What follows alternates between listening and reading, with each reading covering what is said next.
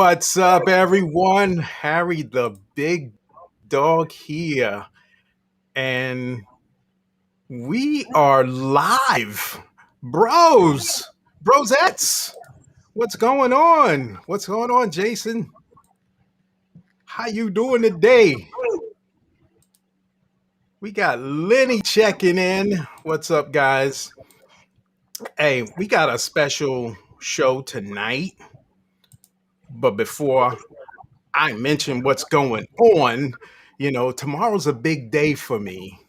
I mean, a really big day. Two things are going on. One is World Backup Day. I just want everybody to know it's World Backup Day. So back up all your computer stuff. And, you know, something special and near and dear to me, Godzilla versus Kong comes out. So yeah, I'm there. I'm there. I'm ordering HBO Max. I'm spending my $15 for the month, and I'm there. Godzilla versus Kong. What's up? Everybody check in. Let us know where you are calling from. DJ Cam is checking in. Chris Claus is checking in.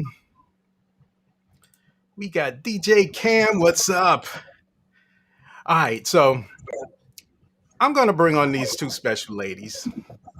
And they're gonna let you guys know about what they look for. These are virtual event planners, and they're gonna let you know what it takes or what they look for when bringing on DJs. That's why I wanted everybody to come on and support, because this is going to give you so much knowledge on what DJs should be looking for, should be asking, should be expecting, and vice versa, what they're expecting from you DJs. So let me bring on my special guest. What's up, ladies? I got Hello. Miss Carrington Warfield and Miss Candyce Hubbard. How Hello. are you guys doing today? Awesome. You're Excited to be great. here. All right, so we got people checking in. we got somebody you might know checking in from San Antonio. Oh, Kobe Cherie, what's going on? hey, I think you Kobe. guys, know them, right? I do know her. Just a little. We got Little DJ bit. Cali Los checking in all the way from the West Coast. What's up, my brother? All right, so let's get this thing going. I'm going to give you ladies the stage for a second. I want you to let people know who you are, for one, what you do, the name of your business, and what you do. So let everybody know. So I'll go first. My name is Carrington Warfield. I am co-owner of Virtual Visions Event Services, and we provide event planning virtually using the Zoom platform.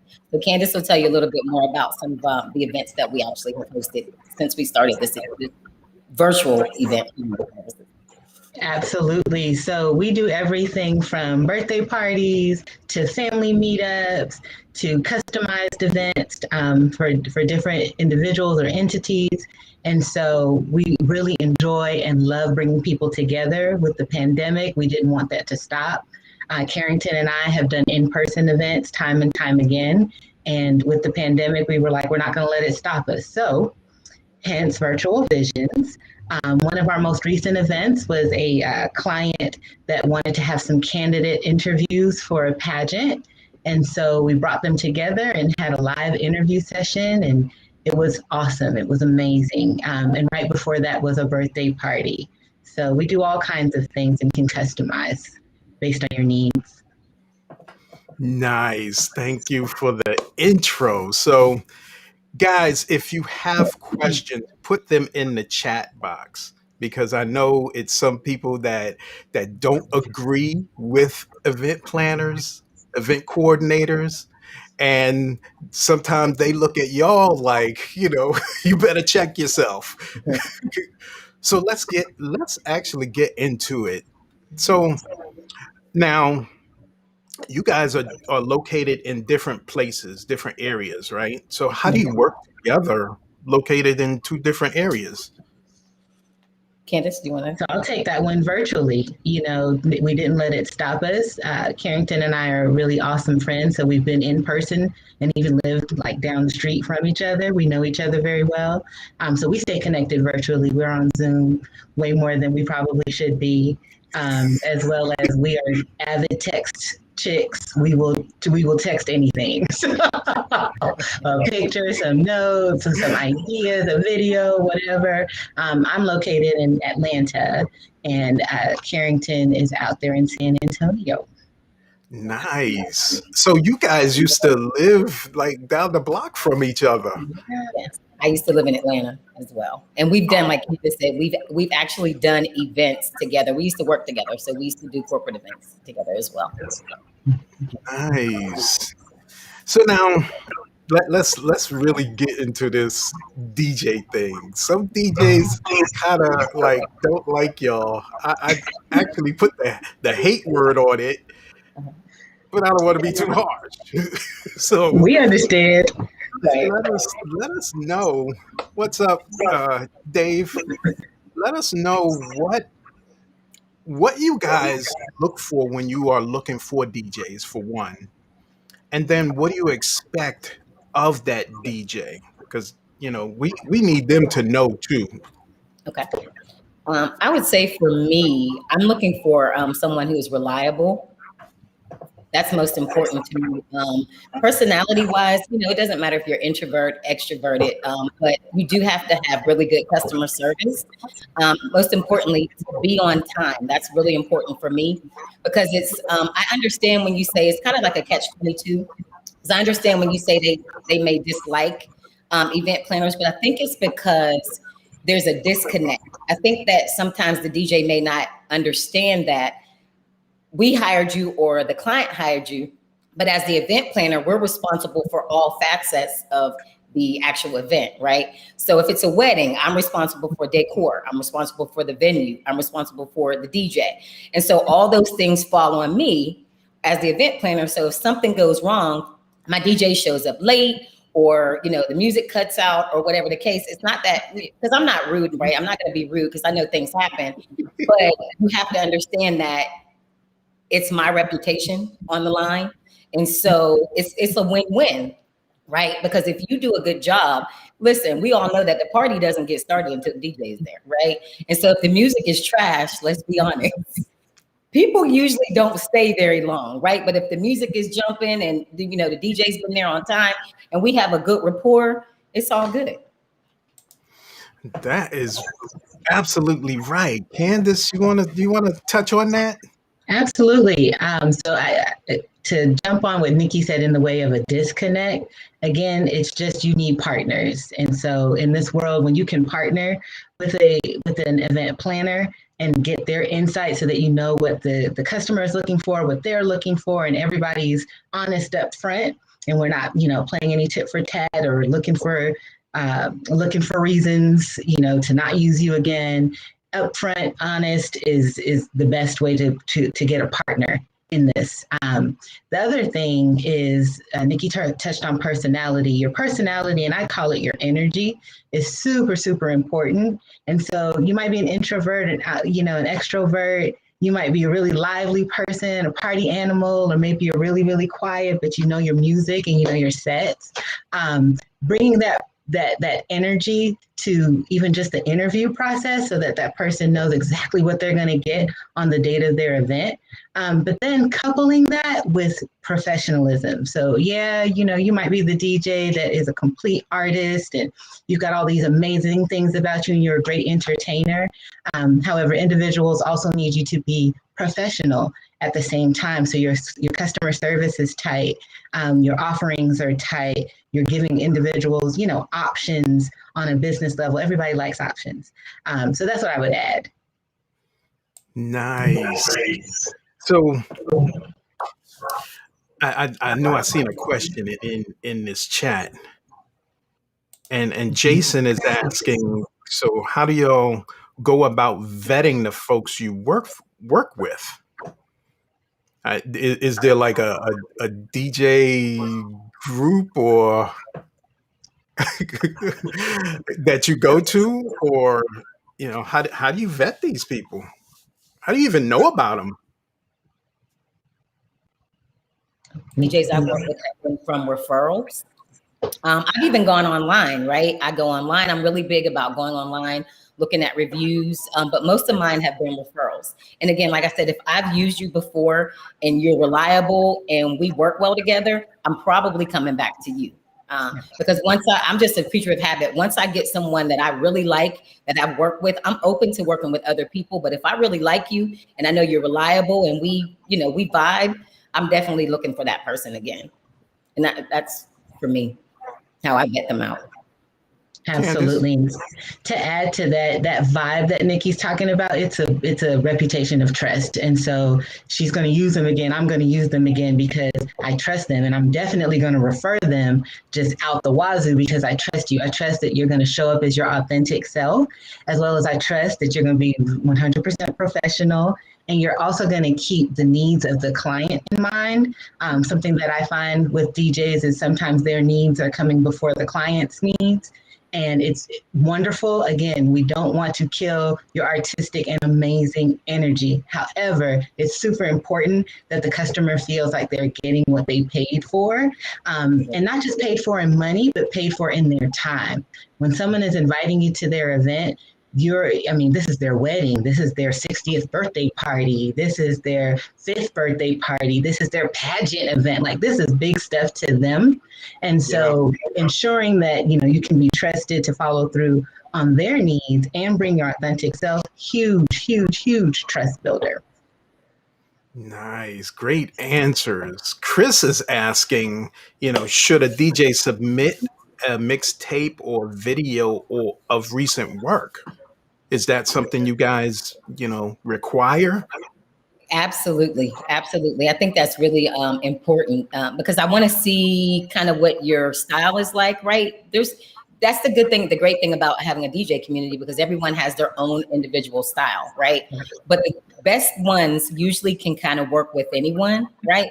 So it's different genres of music, right? You might have some that, you might prefer rap. However, your client might like or need country music, right? So can you create a country music list, right? So, for me, it's a DJ that is pretty versatile, So, I don't know. Yeah. And some of them are, most of the DJs here that I know, they're actually versatile. Mm-hmm. Big up to DJ Shorty Love checking in. Mm-hmm. Most of them are versatile and can play a good range of music, but it's some that, that only sticks with one genre, whether it's reggae music or house music or whatever. Mm-hmm. They just kind of stick to that. We got Aisha, the vibe and the vision connected. Nice. DJ Shorty Love. I think this is for one of y'all. Cecilia, Candyce and Carrington threw a 60th Zoom party for me in February, and it was amazing. My friends and family from all around the globe was able to attend, and I couldn't believe how great it was. Is that something that touches your heart right now? Oh, absolutely. Absolutely. Again, we love to connect people. We're people. And so regardless of this pandemic, I know everybody wants a real party. I'm from the islands. I love a real party with flags in the air and drinks and all that stuff. However, in the time of Corona, we wanted to keep that momentum going. And just showing people that we can adapt and do something a bit different. It's definitely outside of a lot of people's comfort zones, again, because we're human beings, we vibe off of electricity, which is why music is so important and DJs are so needed and necessary. Right. However, Not we're quarantined. not only does the DJ have to play good, but nowadays they have to actually play good through a platform like Zoom. So you have to have, some specialized equipment. There's no longer setting your phone up and listening to it through the speaker, because people have moved on from that. But you know what, Harry? What's interesting and what we found in our events is that if you do have a good speaker, so I have a couple different speakers. I have one that Sprint made me buy. I have a huge one that I bought for my wedding that like stands up on a stand that I bought from some kind of membership store. If you have a really good speaker, you could really use that in the same manner as an in-person event. With the Really? Zoom, yeah, you can. You just have to practice the placement because the frequency gets weird. But Carrington has a really awesome she has a little speaker that's super, super awesome that you probably got off of Amazon. So as long as you master the placement, which again, is just adaptation, we can still use a lot of the same tools. I could even have a DJ in this space right now. I just have to place him properly. And maybe the music is a little bit lower than it would be, in a hall or something. Okay. Right. Different ways to do it, because we've done that. We did that for we did a holiday party, and I kind of just had it. We did we played a game that incorporated music, and we needed a speaker, and it played really well. Nice. So I want to for the DJs here, I want to go back to what Chris was saying. This is one of the reasons why you have pictures, why you have your EPK, your electronic press kit, for people like them to see. Carrington and Candyce, or other event planners, for them to see. Get somebody to video you, even if it's on your own phone. Just like set it and like stand right there for me and just record me for a minute or two. And get something, me in action, hit the crowd, something. Right. I've seen people I've seen a couple of DJs where they've just gone live, right? And they're just killing it for like an hour or two, just kind of playing music. I don't know if these guys have done it, but I would say one thing that's also important is social media, using your social media. That's an amazing platform. It's free, right? It's free advertising, free promotion of your craft, right? So I think that's something that I would actually like to see more when hiring a DJ. Now that's a catch. Let me acknowledge my boy, international DJ Tommy Lee in the place. I got to do it with the hands. Put some emphasis on that. But as opposed to the social media thing, Facebook and Instagram and all the rest of them hate on people that play music online, cutting off and everything. There are platforms, and I've talked about them many times, Mixcloud, and now this other one that I found, it's called playdj.tv. That's another one. They're paid platforms, but they're legal. You get to play your music freely. So DJs going over to that platform. I understand about the free advertisement on Facebook and all of them, but they don't want you. So is it it's just the audience? You're saying the audience? No, Facebook itself doesn't have the rights to the music. Yeah. None of them people are getting paid, and then they come on Facebook and whine about it, and then Facebook comes on you and either cuts you off or put you in jail. Yeah, sometimes you be in Facebook jail for 30 days or the weekend. But that's a good learning, and even just go ahead, Candyce. I was saying that's a great learning even for us to know. But even, having your own site and things are so much more affordable, and using those sites, and so many things are linkable. Everything just about is linkable. Getting that person to see your energy and to see how a crowd responds to you, and of course your sets, is super important. Yes, Absolutely. definitely. So Chris got another question. He said, "Do you see DJs being needed more for virtual or in-person events? What are your clients looking for?" I would say, I would think right now, probably more virtual, only because we're still kind of, numbers are still fairly high with the pandemic. But I can see that as the pandemic, the numbers kind of start going down and people start getting, more of the vaccine, I see that it can kind of be a balance. We personally need, let me just throw that out there, virtual days right now, right? Because we have a virtual business. But I Right. see it like right now, I think that the need is higher for a virtual DJ. But again, like I said, as the numbers go down and we start getting more back, more people start to get vaccinated, I think that it will balance out for sure. Yeah.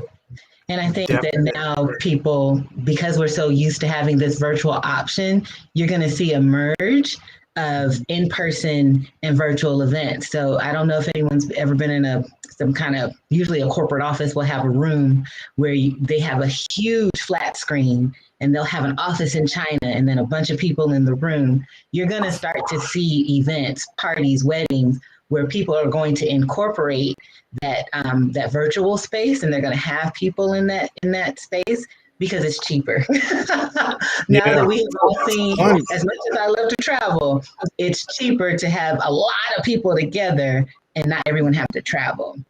Right. And going back to what Cecilia said, my friends and family from all around the globe, there is Literally. no way you throw a local event and have in Atlanta and have Exactly. a lot of people coming from New York Right. Yeah. or And Virginia or California, but you Yes. can for do that that, on a Zoom virtually.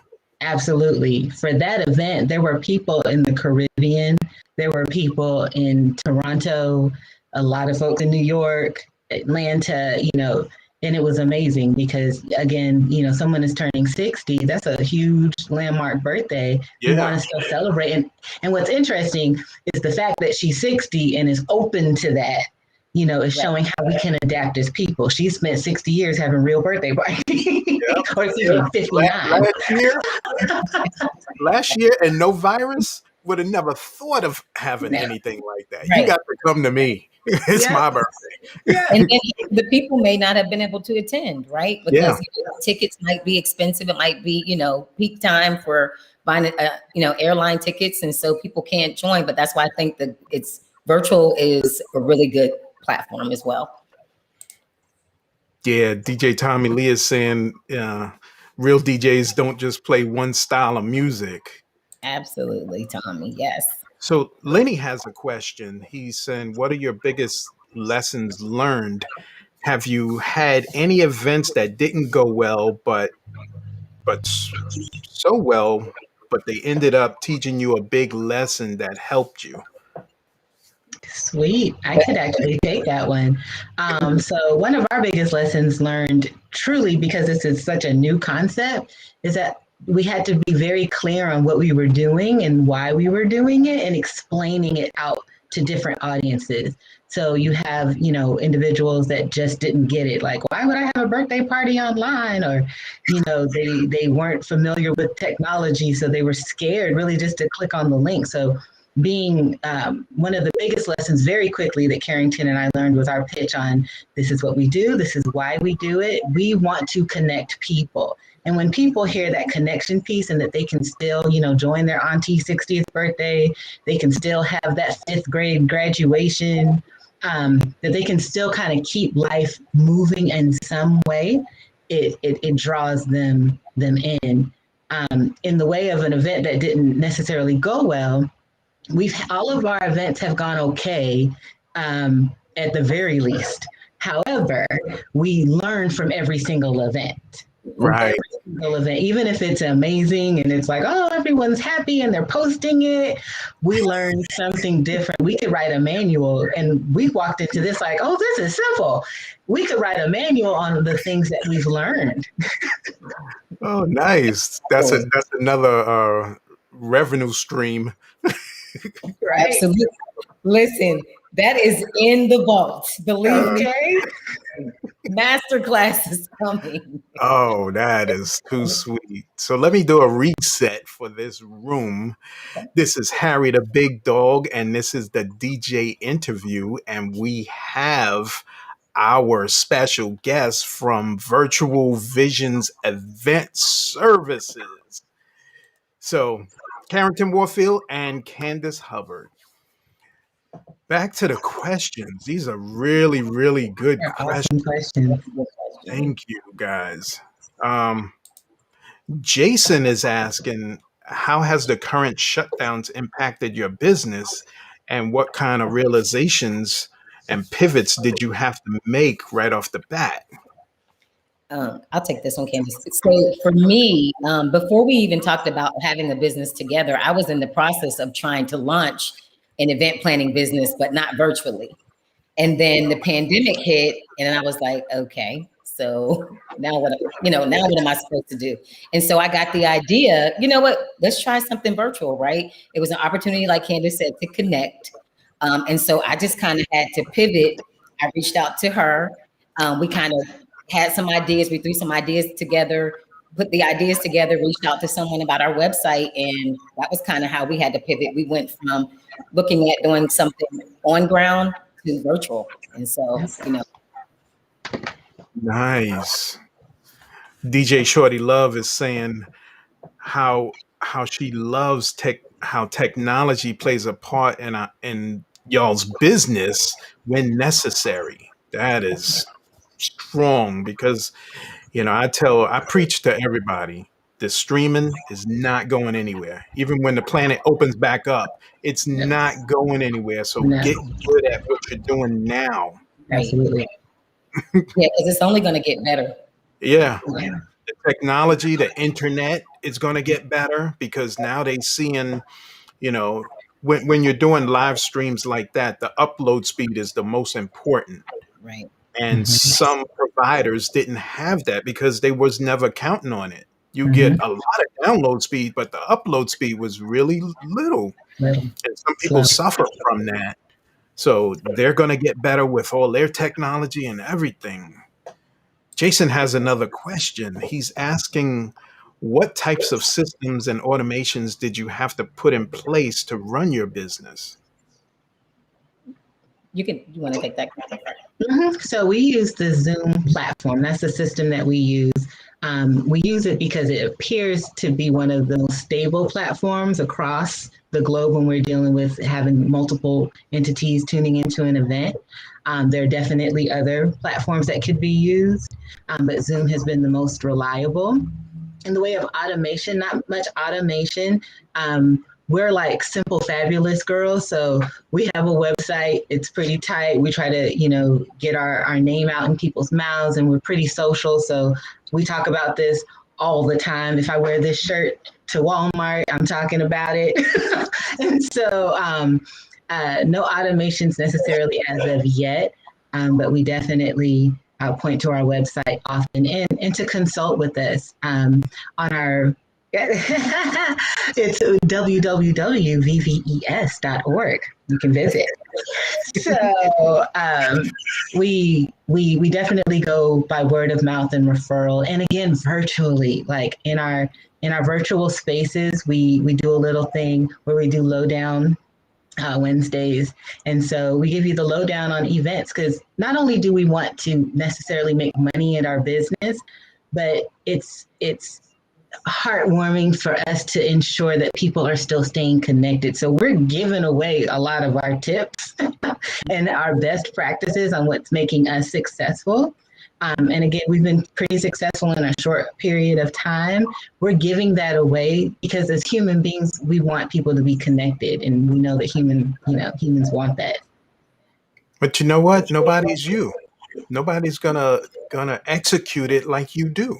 So you can I tell agree. them everything you do, and they'll be like, okay, I'll hire you. Which is a great point, Harry, because that's why even in the virtual space, a DJ is necessary. So Carrington would nod her head to this in that when we're on an event, typically one of us will take the lead as the host. And so one of us will be the host up front with the guest and all of their guests helping with everything. And then there's what we call a tech host in the background. So say I'm the tech host, I'm the one muting people and moving the screen and getting the PowerPoint up and in the chat. I'm doing everything.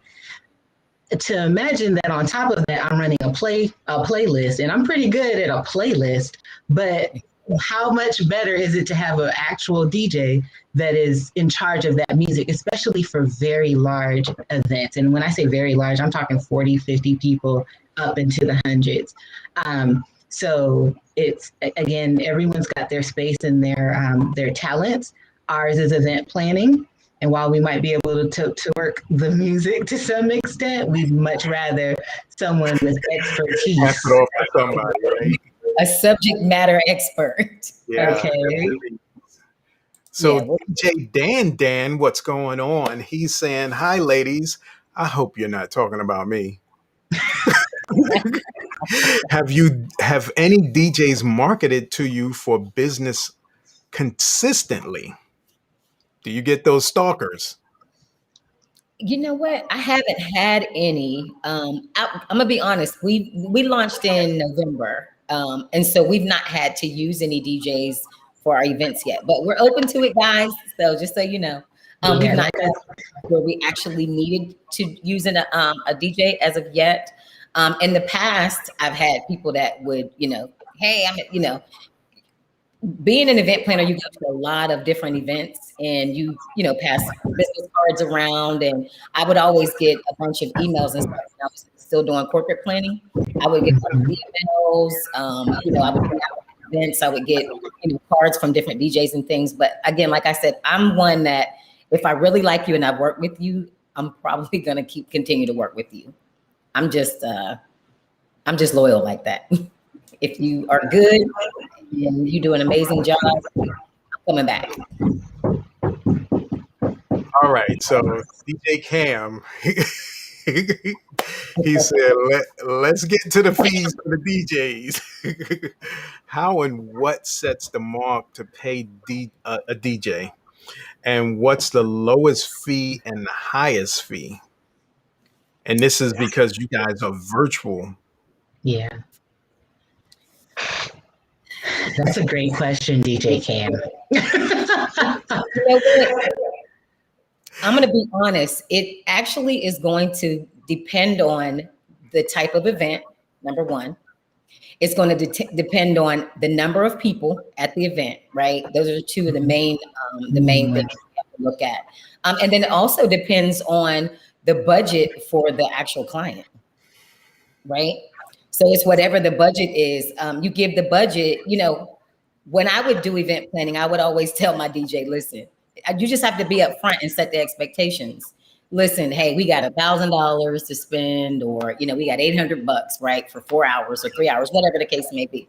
And if they can do it, and if they can't, then, but the good thing about it is if you've got a couple of DJs that you use consistently, you usually end up having a rapport with them. And so they don't mind working with you because they know that you're bringing business back to them, right? Exactly. So, that's my answer. I don't know, Candice, do you have something?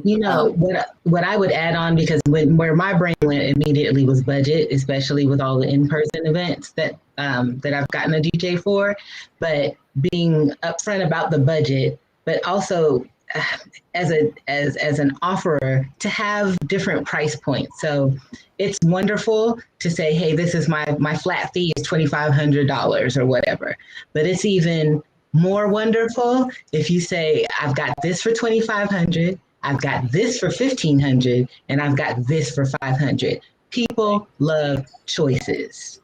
And while I give those numbers out, it's hard to put a dollar sign because what you bring to the table might demand $7,000 or $20,000, whatever. So you shouldn't necessarily limit yourself, just to that budget. If you feel like I can't do anything for you for $500, that is fine and wonderful.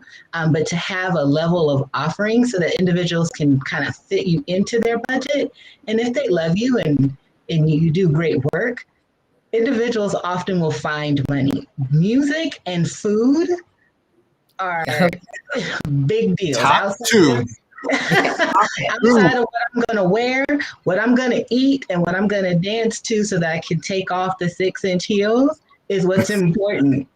So individuals, be reassured that people are willing to pay for the good music. That's not something that they're going to skimp on or be, and as well as because, DJs are artists, individuals are sensitive to the fact that you're an artist. And so they're not going to try to disrespect you with some kind of ridiculous $25 offering. They're not going to do that. Again, music, you're not going to skimp on your music. Everyone wants to have a good time. Like Carrington said before, you keep people at the event, and something like a wedding, or even when we get into some of our bigger events in the future, we want to keep people engaged. And one of the most wonderful things about the holiday party that we did online is that the music, even though we were doing it ourselves, the music is what kept everybody there. Yeah. I mean, feeling, laughing, and, going back. So that's what people like to drink too. So I've been to events or weddings too, where it's like non-alcoholic. And as long as the music is bumping, listen, let me tell you something.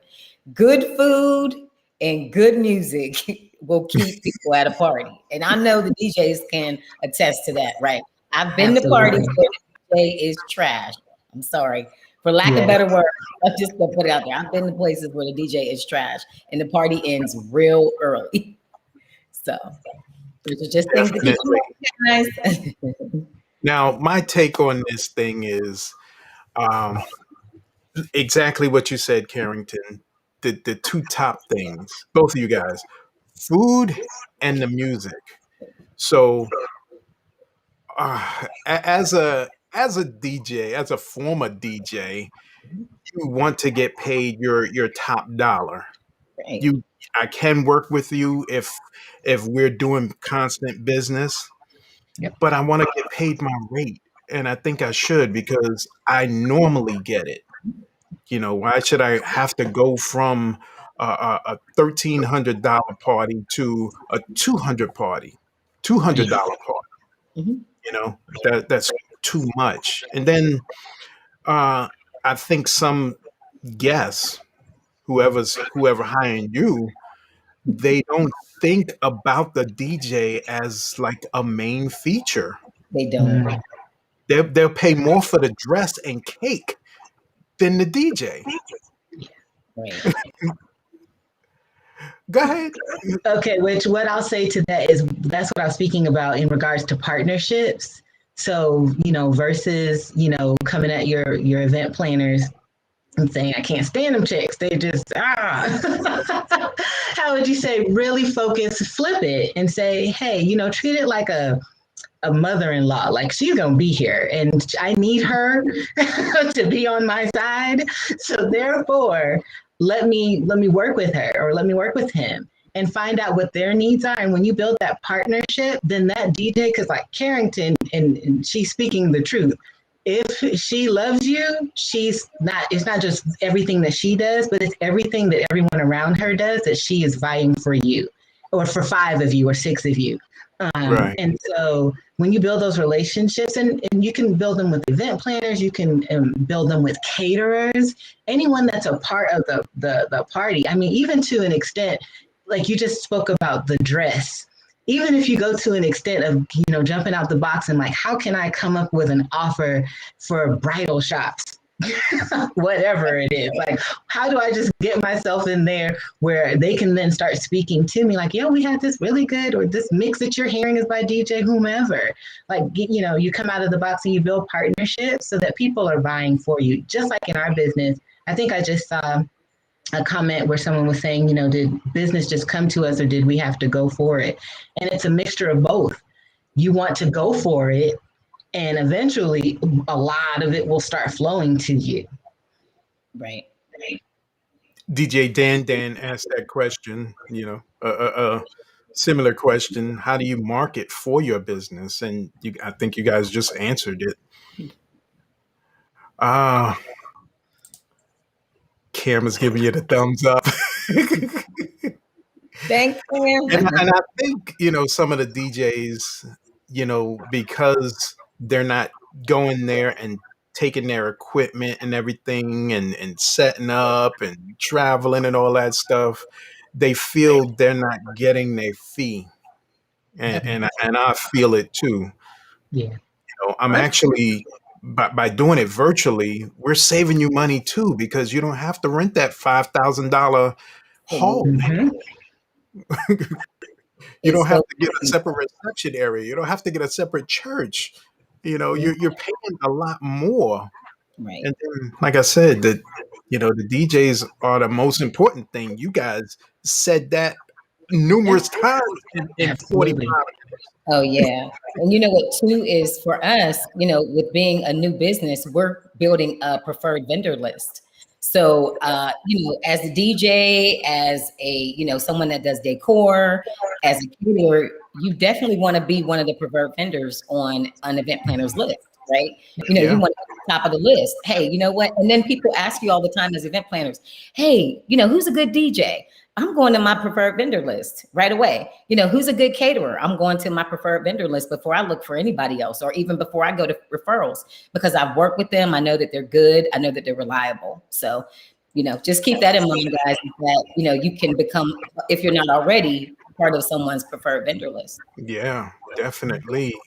Pam is saying, nobody is you. You ladies are doing great. So you're getting big ups. Thank you. And what I'll add to that real quick is in this, again, I talk about adapting a lot. And so in this new space, I know that it's different, for DJs, and you're not doing the hall. I've taken plenty of speaker off the back of a truck. So I totally get it. However, in your offering, okay, how would you say in your offering, kind of include that? Say, hey, this is my fee, and these are my levels at where I can meet you. But this is how you're saving money and why you should choose me. If there's your authentic self and your set and everything that you bring to the table as an artist. And your skill, again, this is not just music.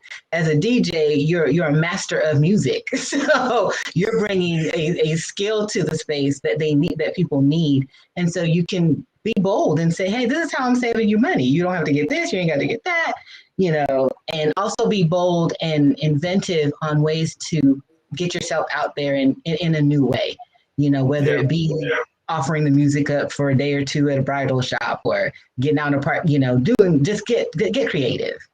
People love that too, by the way, when they see, that's the other thing I wanted to say earlier. How back in the day, and I'll say 20 years ago, everything had to be polished. Like when you had a resume, it had to be on the good paper, and it had to be typed up by somebody on a typewriter, and you had to have everything in common sense.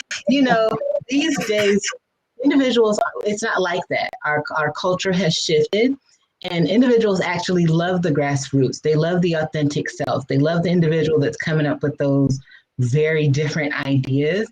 And so don't hesitate to be bold and different and try it, because you're worth it, and your fee is worth it too. That's why I said, I would never disrespect someone and say, oh, I know you usually get $1,300, but I must pay you $250. Like, I'd be ready for my car to get keyed.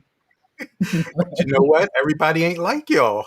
You got the best out there, and that's what this community has dealt with too. They dealt with you guys, your type, but they dealt with them other ones too. And it's like,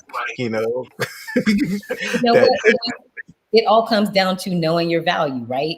I definitely, like Candyce said, we don't want to disrespect the DJ by any means, because they're one of the most important components to the actual event. So, know your worth, right? If you have a set fee and that's all you charge, and that is your prerogative, right? But what we suggest sometimes is that, times are hard. Like, let's be honest, right? Pandemic hit, people are out of work, people are tired of being in the house, people are wanting to do events, and they may not have a lot of money to do so. So this might be an opportunity or a time for where, if business was a little slow for you, especially with the pandemic, this is an opportunity for you to create those multiple price points. You don't have to stay there, right?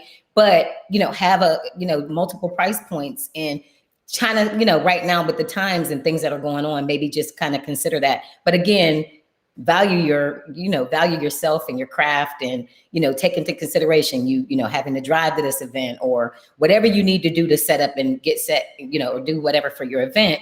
It's important to value yourself, right? Because if you don't, people won't. So that's just real. Yep, definitely. All right, what else do we have? If you guys are, I'm enjoying this. If you guys are enjoying this, type in "this is great" in the chat box.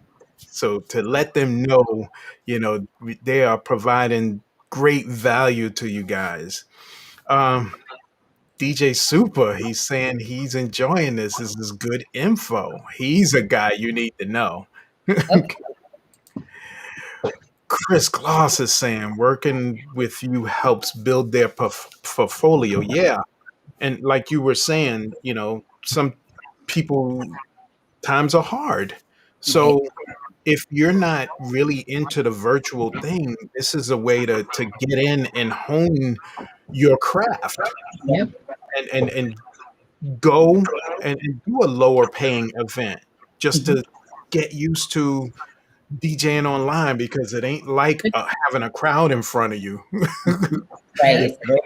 My DJ equipment is that way, and when you're DJing, you're just here in the room by yourself listening. You don't know if you're not paying attention to the screen. You don't know if people are even having a good time. Chair dancing is good time. And you know what, too, it's really important, as for all of us, right, to invest in yourself, right? Harry, you talked about, the virtual, a lot of the platforms and things that, since Facebook or Instagram does not want them on their platform, promoting their music or their craft. This is an opportunity, guys, to invest in yourself, right? Learn learn different software, learn virtual software, because Candice and I will likely be calling you guys for something. So this is an opportunity for us to, build our preferred vendor list, right? And to partner with, with the DJ community. So because we're small now, but we won't be forever. I'm just putting that out there. Jason is saying, how do you account for your learning curves breaking new ground in new marketplace types? That's a good question. Jason's got some fire questions. Jason's all the way burning. I would say we are still, while we've had quite a bit of events, we're still in the learning curve. So I would say that we're building not our portfolio, but we're building our manual, so to speak. And so, like I said, all of our events, individuals have come away with amazing, feedback and all that. And then Carrington and I will get onto a Zoom and we're like, oh, we missed that. And we did this wrong. And this wasn't the timing, this. And so we compile that. And I think in any situation in life, writing stuff down, recording it, going back and seeing, what you could have done better, and then creating a process. Having that process built in so that the next time you're applying it to the next event. I saw someone else ask a question about a hard event, or what was, earlier you asked about what was one of the hardest events. And it's interesting because we applied all of our learnings from the previous events, and then something brand new popped up. Never thought would happen. Transitioning. But one of the biggest things, Jason, I believe it is getting individuals on board with the thought of doing it. And that's the biggest obstacle. Once you get individuals into the room, they don't even realize that they ever had a problem thinking that they would enjoy it. They're having so much fun. They're engaged. It's just been a lot of fun. And then you find that they want to do it again. Right. And so that's what we look for. So we're still learning and building our manual over here. And then too, Zoom, because we use the Zoom platform, I'm always sending Candyce, hey, there's a Zoom training coming up, because Zoom has so many different options and things that you can do, like breakout rooms and waiting rooms. And I had never done a waiting room before. And we had our last client was like, hey, is there some kind of waiting room? And I'm like, let me go and go to Zoom and go to their training to find out if there's breakout rooms. And there were waiting rooms. So that was pretty cool. So we had to learn how to do that. So it's a lot of learning. We're still growing, but we're still learning. And then like I said, the Zoom training, and Candyce said we're kind of going back to what we did, what we could have done better. I'm gonna just say this: in the last event we did, because it was a pageant type interview, and we didn't realize that they were doing a script. Well, I had someone come in too soon because we thought she was done reading the script. We didn't realize the script was that long. And so we just kind of had to go with it, and we were recording. Yeah. So we kind of kept it moving. And then we had her, after all of the contestants finished, we had her come back and re-record her reading the script so that when they edited it, they would have a good, good spot. Yeah. But what's interesting, I'll add on to that, is that Nikki had her come in too soon, and there was somebody else there, and I quickly pushed them into the waiting room. And it's again, partnership. I can't speak enough about adaptation and partnership. Just having that other person that's like, oh shoot, I know what she just did. Let's try to fix it real quick. As and as well, as you're a DJ, having someone that's thinking about you, has got your back. That type of energy is important. Right. And yep. We think as the DJ, I'm looking at you as being the subject matter expert. I love music, right? I love music, right? And so just because I love music doesn't mean I know about music, right? I don't know. I can't spin a record, or, I don't know about the lighting and right, and the equipment. I can put a little playlist together, something from, Apple Music. But at the end of the day, we're looking at you guys to provide, information to us. So I would suggest, make recommendations, and I'm open to suggestions. And I know Candyce is as well. Make recommendations like, hey, if I say, hey, we want to set the DJ up over here in the corner, and you're like, yeah, nah, but, make recommendations like, hey, the table would be better, or music will probably sound better if we set it up here and the speakers are here, so we're looking at you as the expert, because I know what you're talking about. I hired you to tell me what to do, right? So it's a partnership. And so we want you guys to understand that you are a really, really important part of the event. Yeah. So don't be hating on us. Yeah. Well, everybody is saying this is great. You guys are seeing me.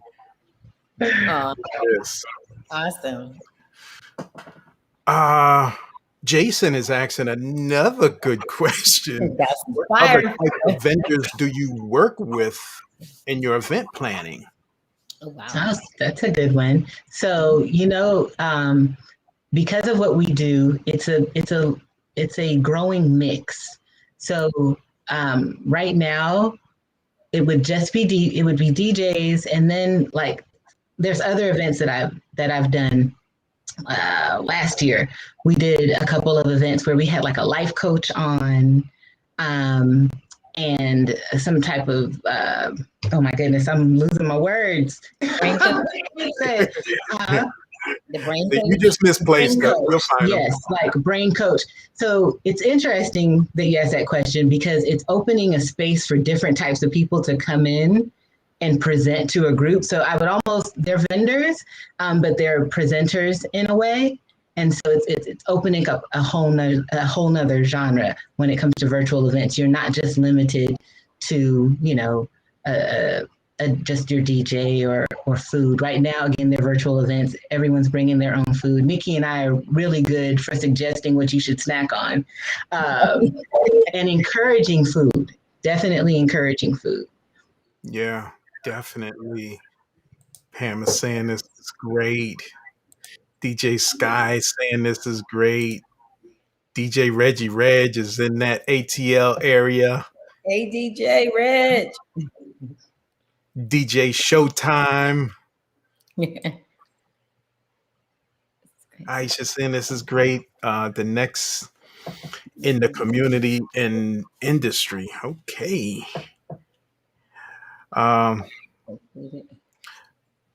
So what else could you guys provide for them? The Untouchable DJ Fame is in the checking in. What's up, bro? I do have a couple of notes just to remind myself of some things. Written contracts. That is so important, not just for the event planner, but for the DJ. You want to ensure that you get paid, right? And you can add addendums in there. Just making sure that you have a service contract. I don't care if it's your sister. Okay, I don't care if it's your uncle, your auntie. Absolutely. You need to have them sign a contract that is legally binding them to pay you for your services, right? Yeah. You don't want to get there and they're like, you provide. I've worked with DJs where they ask for half up front, yeah. And then half at the time of the agreement, at the time of you signing the contract, and then half at the beginning of the event, not at the end, but at the beginning of the event. So, written contracts is very, very important. And specifics, like to Carrington's point, to say, hey, I want to be paid half now, half if the event starts at 6:00 p.m. I want my other half at 5:59 p.m. Eastern Standard Time. Like, be super specific, because we've both been a part of events where the DJ or something like pickup vendor, like the trash vendor or something, they're the last people on in people's list, and it's like, your event wouldn't have gone well without your DJ. Why would you pay him last? And why would you pay any additional vendors last, or it's later? And no one wants to be waiting for their money 2 weeks later. You gave them the music that night. So being super specific and not afraid to have a contract, and even in your written contracts and written offers, so that people can have something to refer back to. Definitely. And just setting the expectations, right? It's not just about the event planner setting expectations. You as the DJ should have expectations of the planner, right? In the event. So, you're a DJ, but it's also your business. So treat it as such. And remind them of such, because it's not a hobby. And I've been in that space too, where people are like, oh, it's just a person who plays music. No, you come as the subject matter expert.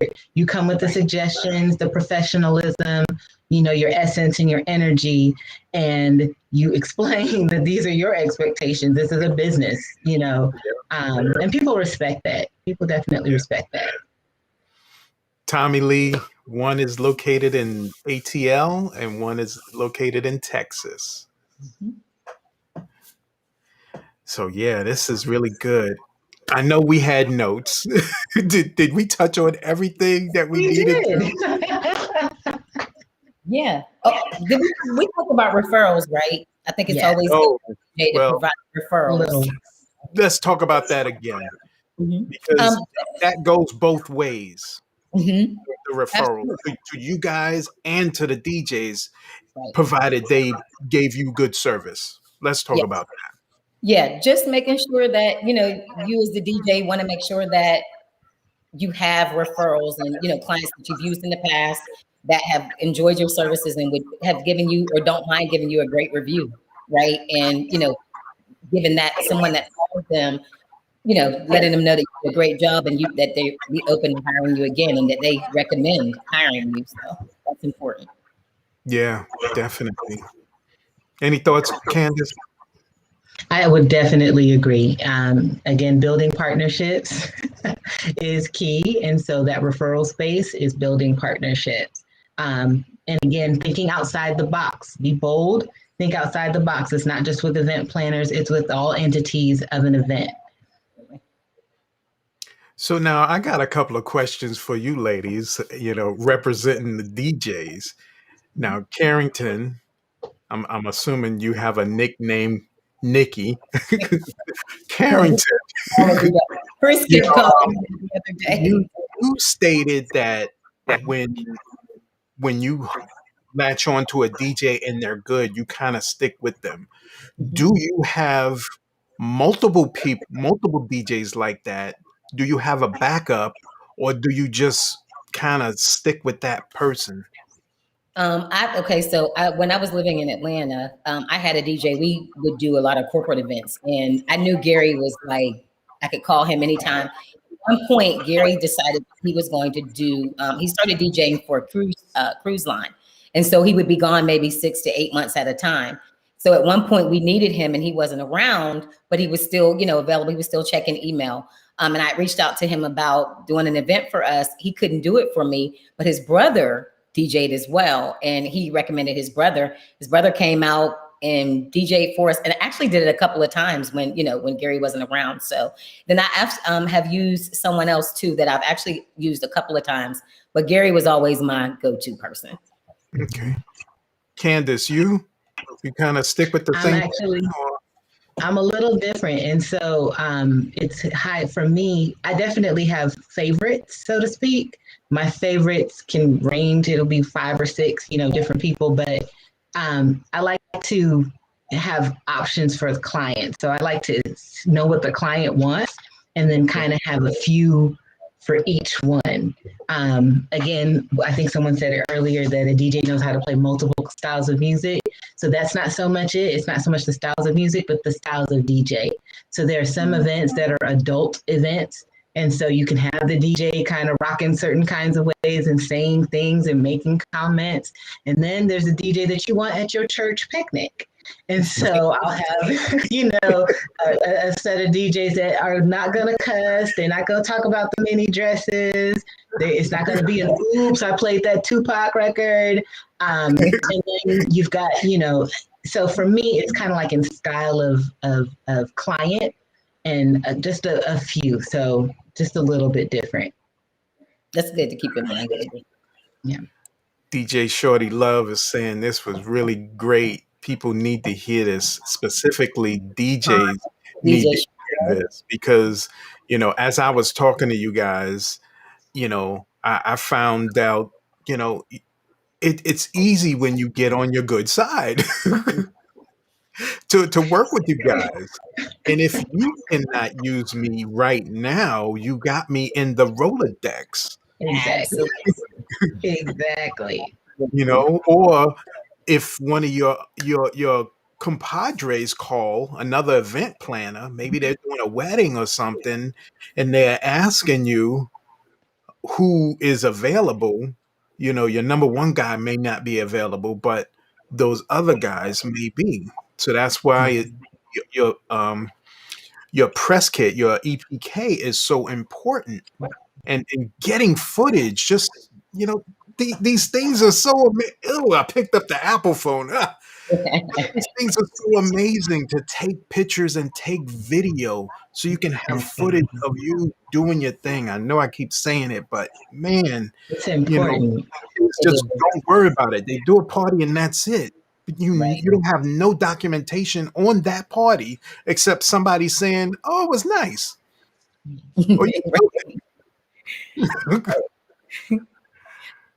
I think it's like you were saying, this is partnership. It's just, it's not about even, because when you were saying, well, some of the DJs don't like event planners, and I'm like, I can understand why.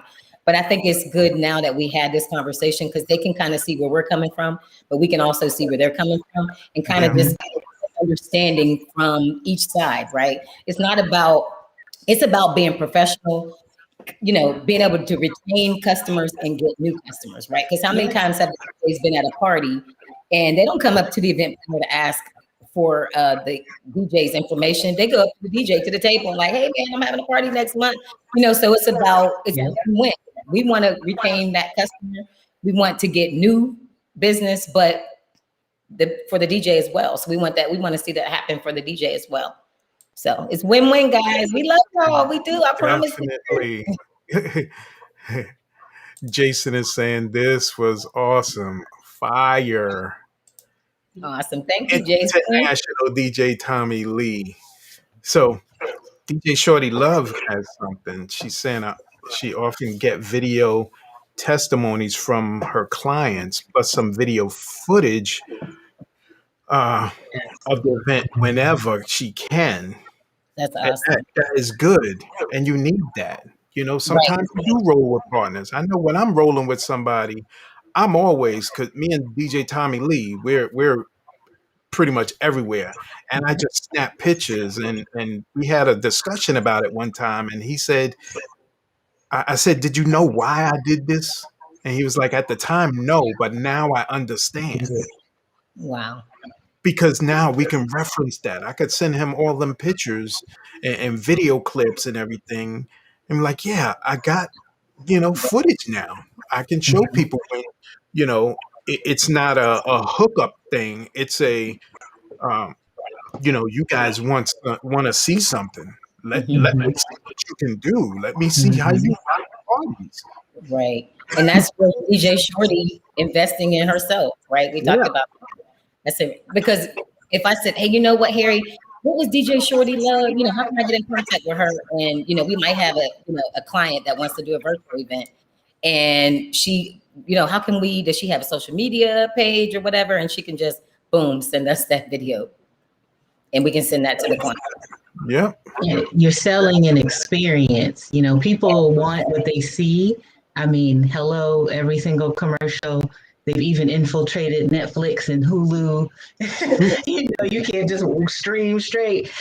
People want what they see. And when you've got those, those pictures or those testimonies, and particularly the pictures and the videos of you the music and everybody, people want that experience. You're selling an experience. So you're not just selling mixed up music. You're not just selling your set. You're selling an experience, and make sure that you include that in your offer as well. This is the experience you're going to have with me.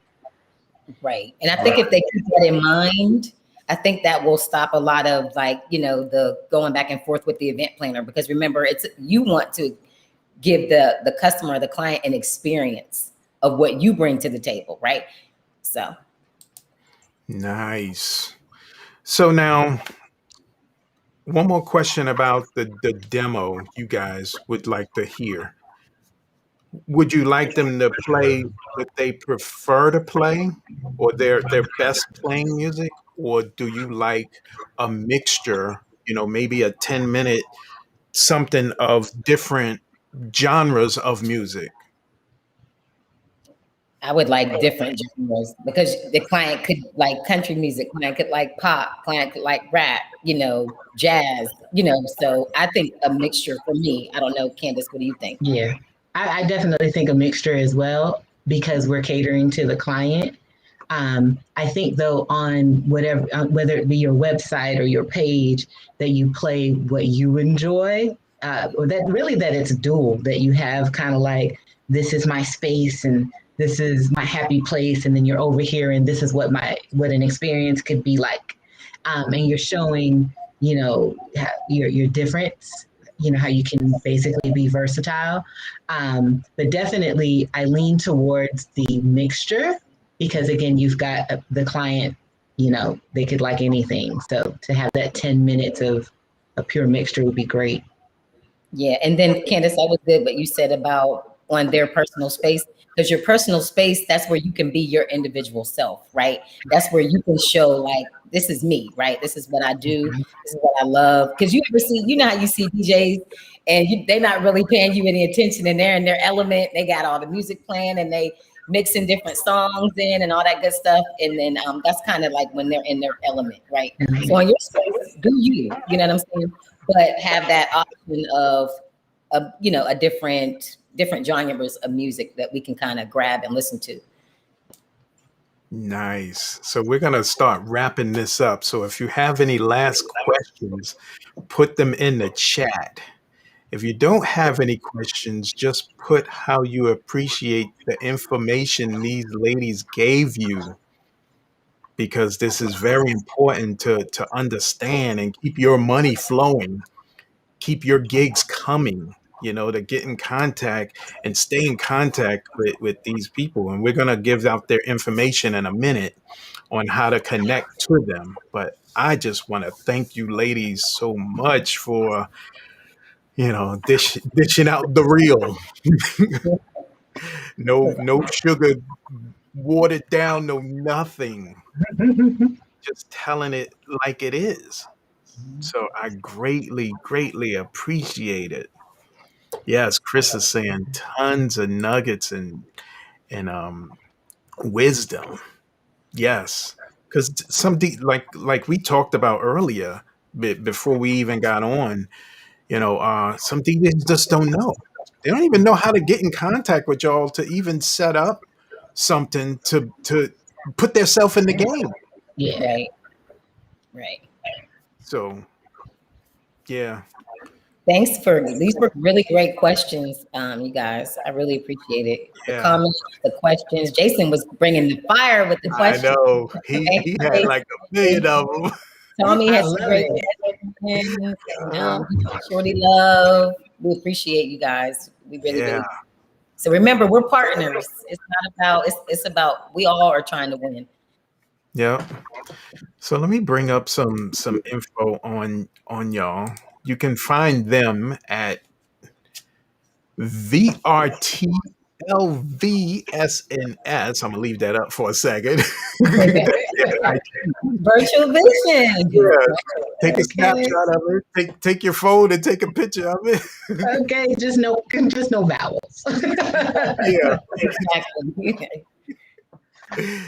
You can find them on Facebook, Virtual Visions Event Services. Just type in the search in Facebook, and I think they're pretty much the first one that will pop up.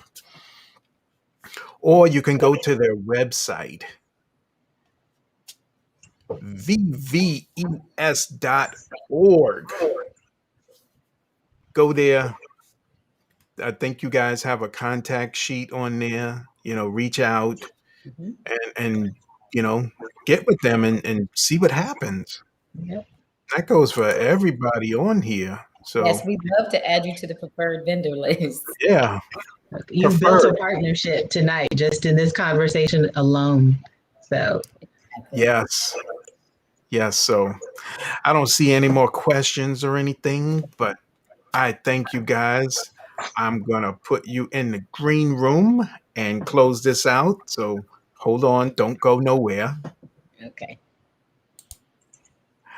This has been another DJ interview. We killed it tonight. So make sure you share this with another DJ, or everything here is DJ related. So, whoo-wee, this was fire. Y'all know I like to have a good time. But this is Harry the Big Dog, and this is the DJ interview, and we are out of here.